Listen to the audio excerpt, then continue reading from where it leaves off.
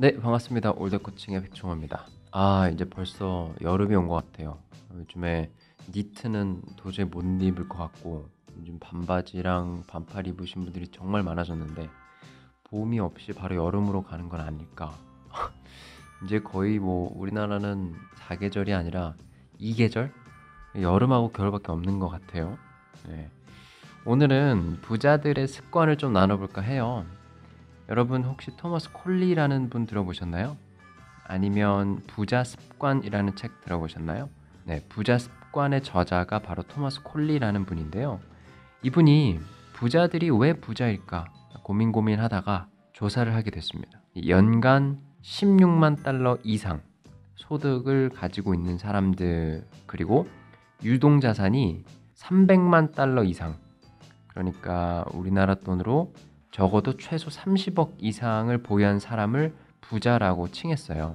그러면 가난한 사람의 소득은 얼마냐? 이 사람이 가난한 사람의 소득을 어떻게 정의했냐면 연간 소득이 3만 5천 달러. 그러니까 우리나라 돈으로 3,500만 원 조금 넘겠죠?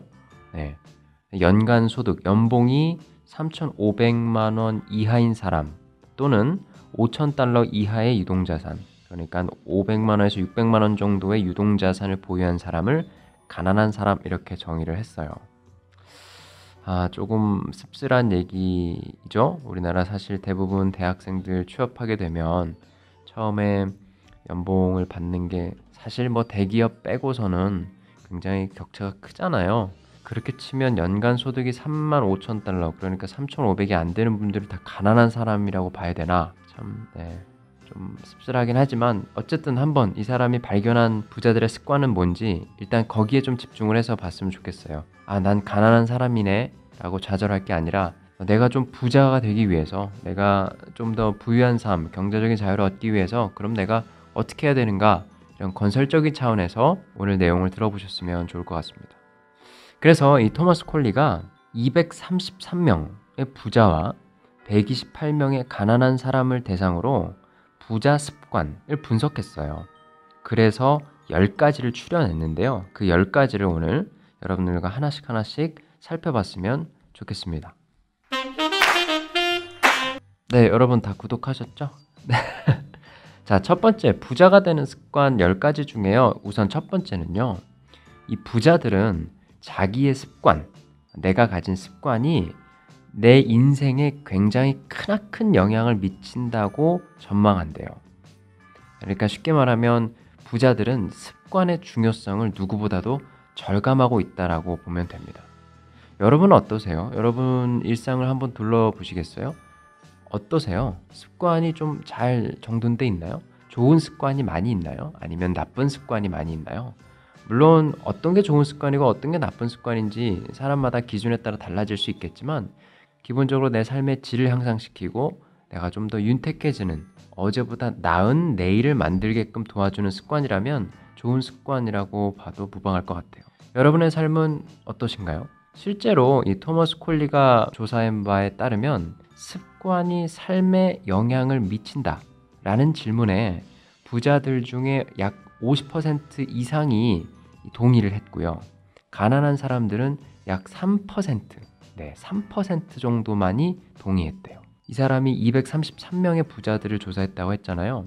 그 중에 반 이상이 습관이 정말 중요하다라고 인정했고, 가난한 사람들 128명 중에 단 3%만 중요하다고 했고 나머지는 동의하지 않았다라는 사실이에요.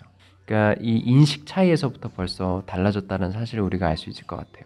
내가 지금 설사 좋은 습관들을 가지고 있지 않더라도 일단 인식부터 바꾸는 게 중요한 것 같습니다. 습관이라는 게 정말 중요하고 지금부터라도 하나씩 좋은 습관들을 장착해 나가는 게 성공으로 가는 지름길이겠구나 라고 생각하시면 굉장히 유익할 것 같아요.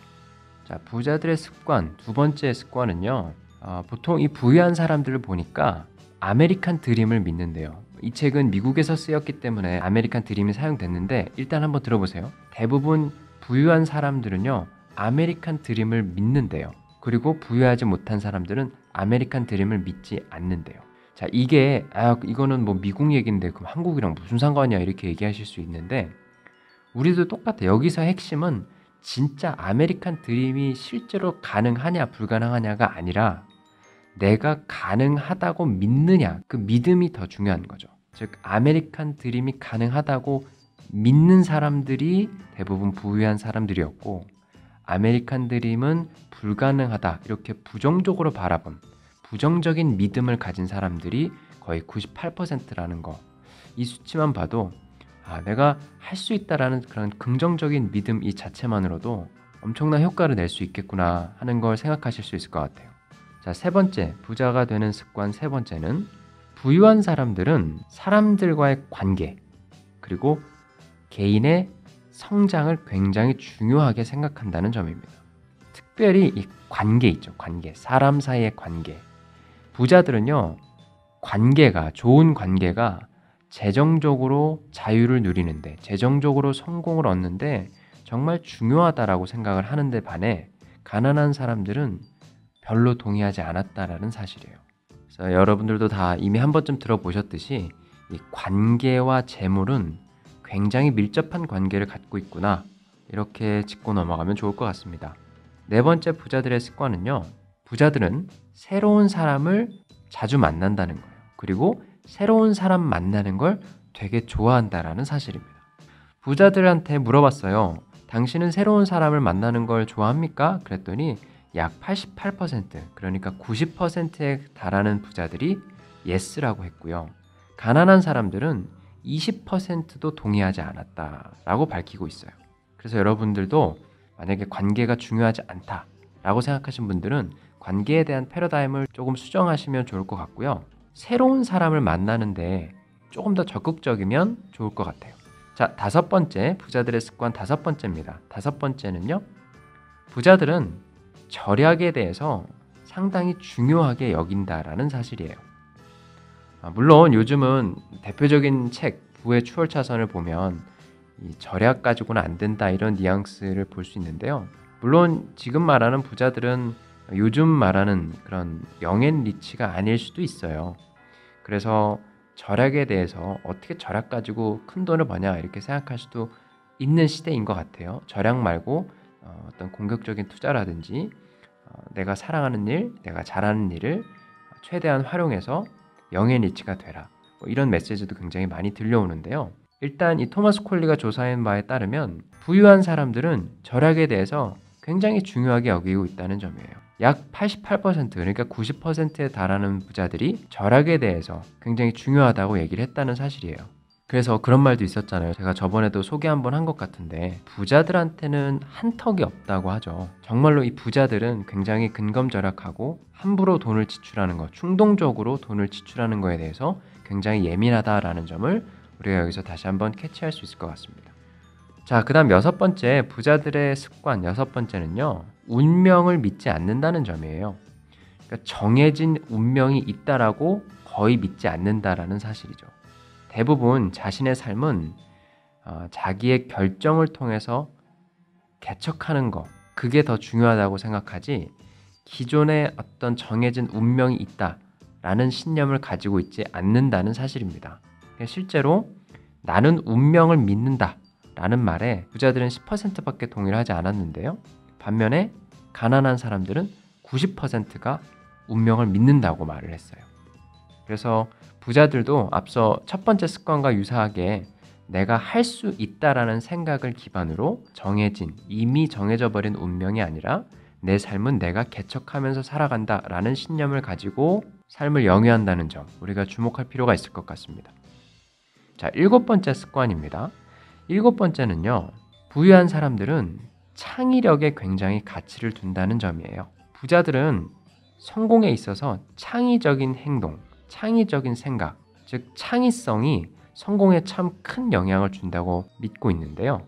반면에 가난한 사람들은 영재가 되는 것이 중요하다고 생각한대요. 근데 이 영재가 된다라는 건 어렸을 때부터 뭔가 지능적으로 많이 주입시키고 공부시키는 이런 이미지가 떠오르잖아요. 사실은 그것도 중요하겠지만 부유한 사람들을 조사해 보니까 그것보다는 창의성이 더 성공에 한 걸음 다가갈 수 있는 비법이다, 이렇게 생각한다는 점, 우리가 한번 살펴볼 수 있을 것 같습니다. 자, 부자들의 여덟 번째 부자 습관은요, 자기의 일을 즐긴다라는 사실입니다. 부자들은요, 자기가 하고 있는 일, 지금 현재 자신이 하고 있는 일을 즐깁니까? 라는 질문에 85%가 동의했대요. 그런데 가난한 사람들은 단 2%, 20%가 아니라 달랑 2%. 그리고 놀라운 사실은요, 부자들의 85% 이상은요, 주당 평균 50시간 이상의 일을 한대요.